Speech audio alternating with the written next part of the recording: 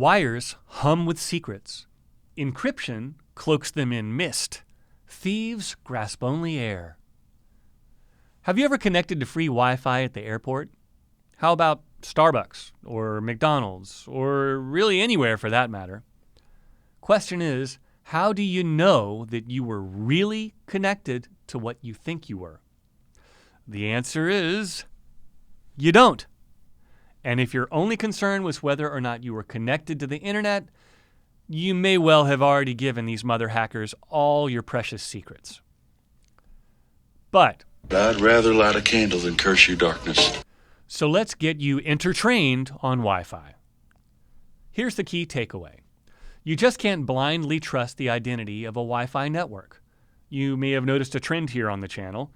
You can't blindly trust an email to be who it says. You can't blindly trust a web link in an email or even a link on a web page. And you can't blindly trust a QR code. We'll do a video about that last one later. So here's why this is a big deal. You could go to the store right now, buy a Wi-Fi router, and tell it that its name, well, the nerd word is SSID, but you could tell that its name is Free Airport Wi-Fi. Router doesn't care what you call it. Now, you're broadcasting as airport Wi-Fi, and any sucker can connect to you. Worse yet, if they've set up their devices to auto-connect to that SSID, they don't even have to acknowledge the connection. They'd be connecting to your free airport Wi-Fi even at the soccer field. Wi-Fi doesn't know anything about location. And once you're connected to the bad guys' Wi-Fi, they're still going to pass your traffic through to the internet, but they're going to capture all your traffic and analyze it, looking for opportunities in the data. Passwords, account numbers, medical records, whatever you got. A dear friend of mine got popped this way. He logged on to free airport Wi-Fi, and it wasn't really free airport Wi-Fi. Then once he connected, he launched his email and logged in like normal, unwittingly giving these assholes his email credentials. They promptly logged in with him and then set up rules forwarding themselves a copy of every message in and out so they could sit down and just wait watching for opportunities. From this, they figured out that he actually had a deal pending with a vendor in China and that they were about to send an invoice. They intercepted the invoice, modified the wiring instructions to themselves, and sent him an updated invoice. And he wired him $190,000.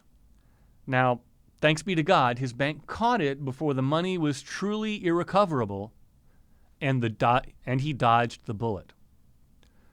So, what do you do? Follow these two Wi-Fi tips. 1, don't connect to free public Wi-Fi. Just don't. I mean it. I'm watching you. Instead, tether to your phone. Cellular data is a lot cheaper than getting hacked. Trust me. Number 2, use a virtual private network. A VPN is a service that will encrypt all your data before it leaves your computer, so if anybody is snooping on you, they'll get nothing but scrambled nothingness.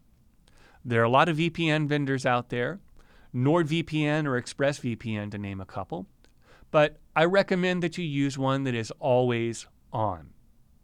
You'll have to pay a little something for it, but again, it's a lot cheaper than getting hacked.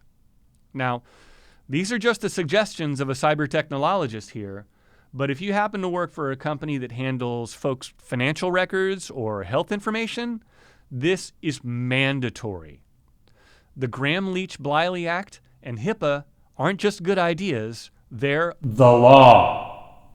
And there are lots of class action attorneys just waiting to sue on behalf of those whose data you lose. Take this seriously. Subscribe to the channel, get entertrained, and make every day safer from cybercrime.